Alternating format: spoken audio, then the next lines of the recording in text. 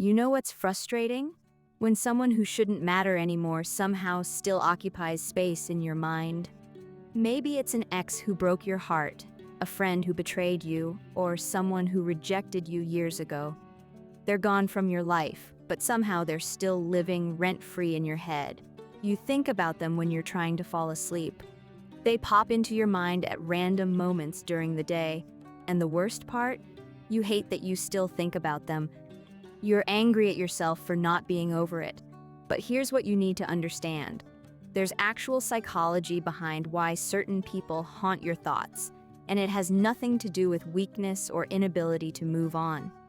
Stay with me, because what I'm about to explain will finally make sense of why your brain won't let go.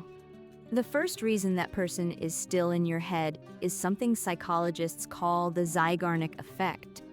This is a psychological phenomenon where your brain obsesses over unfinished or unresolved situations way more than completed ones. Think about it. When you finish a project, close a chapter, or get clear closure on something, your mind files it away and moves on. But when something ends abruptly, when questions go unanswered, when you never got to say what you needed to say or hear what you needed to hear, your brain treats it like an open loop that desperately needs closing. That person is still in your head because your mind is literally trying to solve an incomplete puzzle. You're replaying conversations, imagining different outcomes, creating scenarios where you finally get closure, not because you're weak, but because your brain is hardwired to seek resolution. The lack of closure keeps that person alive in your mental space because your subconscious is still trying to finish what it perceives as an incomplete story. The second reason is even deeper, and this one might sting a little. That person showed you a version of yourself you either really loved or desperately wanted to be. When we connect deeply with someone, we don't just experience them, we experience ourselves through their eyes. Maybe around them you felt funnier, more attractive, more confident, more alive. Maybe they saw potential in you that you're still trying to see in yourself. Or maybe they made you feel things you'd never felt before, and now that they're gone, you're grieving not just them, but the version of yourself that existed when they were around. Your brain associates that person with a feeling, an identity, or a possibility that you're afraid you've lost forever. So when you think about them, you're not just missing them, you're missing who you were or who you could have been with them. That's why moving on feels so hard. You're not just letting go of a person. You're letting go of an entire version of your life that could have been. Here's the third psychological reason, and this is where it gets really interesting. Your brain is biologically wired to emotionally intense experiences more vividly than neutral ones. It's called emotional memory consolidation.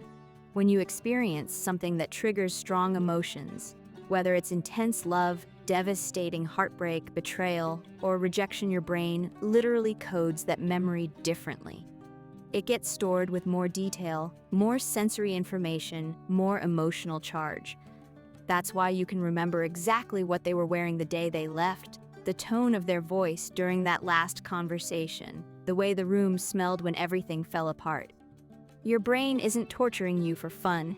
It's doing what it's evolutionarily designed to do, which is remember emotionally significant events so you can learn from them and protect yourself in the future.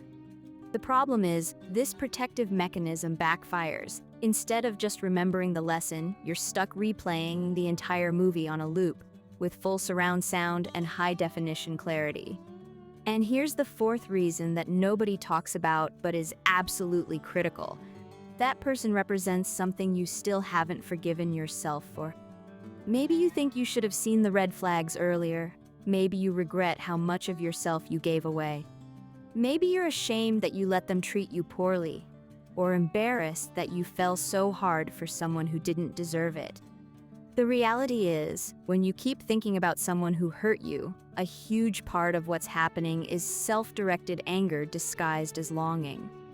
You're not just mad at them, you're furious at yourself for allowing it, for not protecting yourself better, for being vulnerable, for trusting when you should have known better.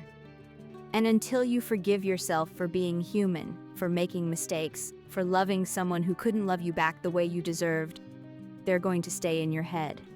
Because the real person you need closure with isn't them, it's you. So here's what you need to do. First, stop punishing yourself for still thinking about them.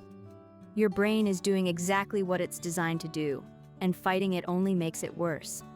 Second, give yourself the closure you're waiting for them to provide. Write the letter you'll never send. Have the conversation out loud even though they're not there. Say what you need to say to an empty room if that's what it takes. Your brain doesn't actually need them to participate in your closure, it just needs resolution, and you can create that yourself. Third, forgive yourself. Forgive yourself for being naive, for trusting, for loving hard, for whatever you think you did wrong. You were doing the best you could with the information and emotional maturity you had at that time. And finally, understand that getting someone out of your head doesn't mean they never mattered. It means you're choosing to honor what was without letting it consume what is and what could be. That person is in your head because they represented something significant, a lesson, a feeling, a version of yourself, an unresolved question. But you have the power to take that significance and transform it from an open wound into a closed chapter.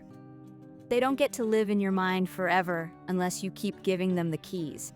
Take them back. You deserve mental peace more than they deserve mental real estate.